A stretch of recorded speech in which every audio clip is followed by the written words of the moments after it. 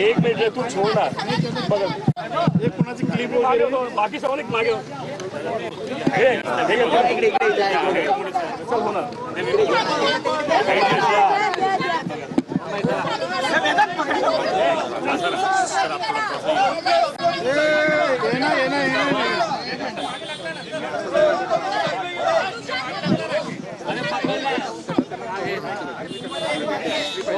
चला on on start.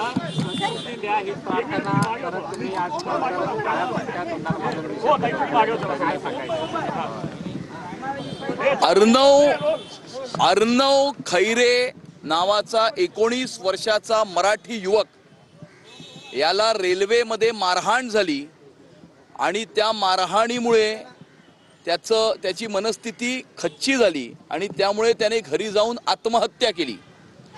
कुठेतरी भाषा प्रांत याच्या आधारावरती समाजामध्ये तेढ निर्माण करण्याचं राजकारण काही राजकीय व्यक्ती आणि काही राजकीय पक्ष करत आहेत. स्वतःचं संपलेलं राजकारण पुन्हा एकदा जिवंत करण्याकरता प्रक्षोभक अशा प्रकारची विधानं करत आहेत. लोकांची माथी भडकवण्याचा एक केविलवाणा प्रयत्न ते करत आहेत आणि याचाच एक परिणाम असा झालेला आहे की रेल्वेमध्ये अशा प्रकारची घटना होऊन मराठी तरुणाला आपला जीव गमवावा लागलेला आहे. या अशा प्रकारचं राजकारण करणारे राजकीय पक्ष व राजकीय व्यक्ती यांना सद्बुद्धी मिळावी अशी आमची प्रार्थना आहे. आणि आज या ठिकाणी जे एक मराठी गीत आहे, माणसानी माणसाशी माणसा सम वागणे हीच आमचे मागणे हीच आमची प्रार्थना.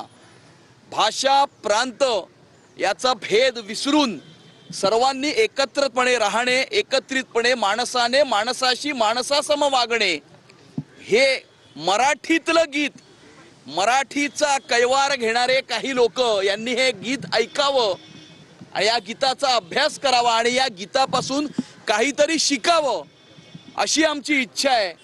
आणि या राजकीय पक्षांना व राजकीय व्यक्तींना सद्बुद्धी मिळावी आणि आपण केलेल्या कामाच्या आधारावरती, आपण केलेल्या विकासाच्या आधारावरती किंवा भविष्यामध्ये आम्ही मुंबईकरांना काय देणार आहोत याच्या आधारावरती राजकारण करावं, याच्या आधारावरती मतं मागावीत आणि अशा प्रकारे लोकांची माथी भडकावण्याचं काम करू नये. समाजामध्ये भाषा प्रांताच्या आधारावरती तेढ निर्माण करू नये. मुंबई शहराच्या सोशल फॅब्रिकला कुठेतरी धक्का पोहोचवण्याचा एक केविलवाणा प्रयत्न कोणीतरी करताय. अशा प्रकारच्या सर्व प्रयत्नांचा आम्ही निषेध करतो आणि आम्ही आता हिंदू हृदय सम्राट शिवसेना प्रमुख बाळासाहेब ठाकरे यांच्या स्मृतीस्थळावरती जाऊन बाळासाहेबांना ही प्रार्थना करणार आहोत की काही राजकीय पक्ष व काही राजकीय व्यक्तींना सद्बुद्धी मिळावी अशा प्रकारची प्रार्थना आम्ही करणार आहोत.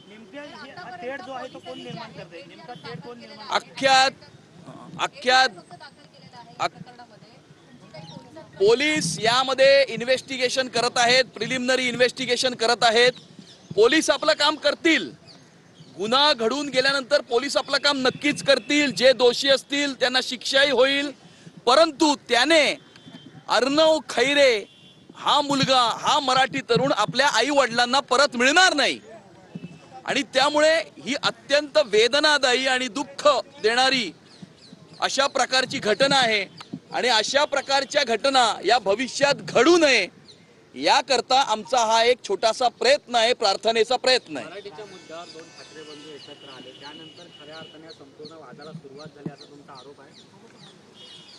याच शिवाजी पार्कवर आपण या ठिकाणी उभे आहोत. त्या शिवाजी पार्कवर एका दीपोत्सवाच्या कार्यक्रमामध्ये जनाब जावेद अख्तर यांनी हिंदीतून भाषण केलं. ते ह्यांना चालतं.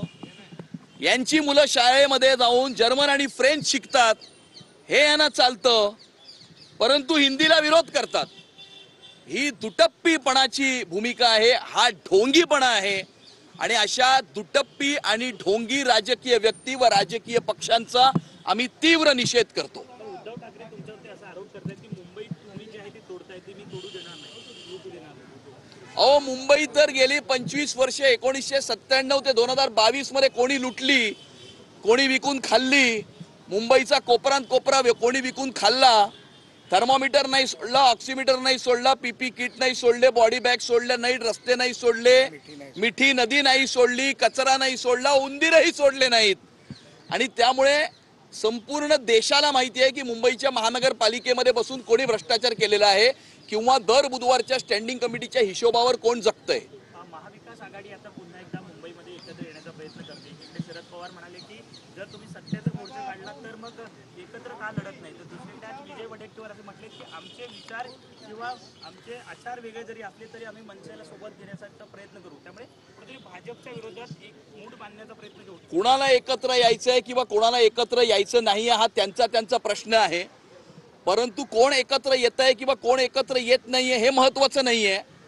गेल्या 11 वर्षामध्ये या मुंबई शहराचा विकास कोणी केला, मेट्रो कोणी आणली, अटल सेतू कोणी आणला, कोस्टल रोड कोणी केला, बीडीडी चाईच्या मराठी माणसाला 560 फुटाचं घर कोणी दिलं किंवा मुंबईमध्ये सीसीटीव्ही कॅमेरा लावून मुंबईला सुरक्षित कोणी केलं हे महत्वाचं आहे. कोण एकत्र येत आहे किंवा कोण एकत्र येत नाहीये हे महत्वाचं नाही. Operation lotus राबवतंय. शिंदेचे 35 आमदार हे भाजपात जाणार असा दावा नाही. असा कोणी काही दावा करू शकतं.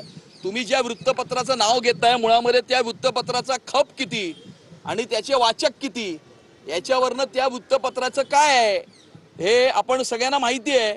त्यामुळे स्वतःचं संपलेलं राजकारण जिवंत ठेवण्याकरता रोज अशा प्रकारचे फेक नरेटिव्ह त्या वृत्तपत्रातून ते पसरवत असतात. की मुंबईतल्या ज्या मतदार याद्या आहेत त्याच्यामध्ये घोळ आहे असा एक आरोप त्यांनी पुन्हा केला.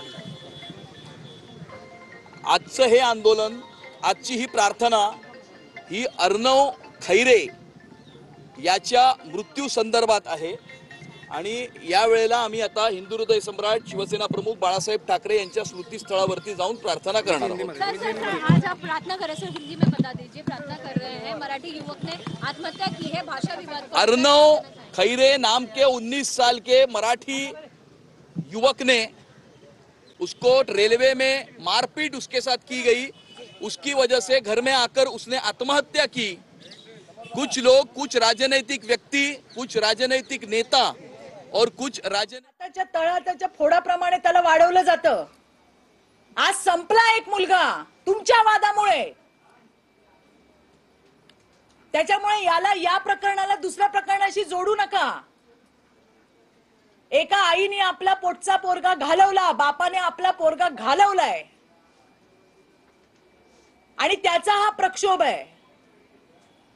त्याला आता इतर घटनांशी जोडून काहीतरी नवीन फॅब्रिकेशन तयार करून महाराष्ट्राच्या जनतेची दिशाभूल करू नका. जे कोणी त्या परिवाराला भेटून येतील ना तेव्हा त्यांना कळेल की जेव्हा आपल्या घरातला मुलगा स्वतःला गळफास लावून घेतो ना तेव्हा काय अवस्था असते. मॅम, पण अशा घटना वारंवार घडताय. हिंदी भाषिक वाद असो किंवा कोणीही कायदा सुव्यवस्था हातात घेत आहे याचा अर्थ आपल्याकडे कायदा किंवा प्रशासनाचा धाक राहिला नाहीये का? 100% प्रशासन आहे, 100% कायदे आहेत आणि 100% पोलीस आहेत. जे कोणी अशा पद्धतीने करतायत त्यांना शासन हे होणार. पण मला परत तुम्हाला सांगायचंय, तुम्ही विषय डायव्हर्ट करू नका. आज एका मुलाला आपण गमावलंय.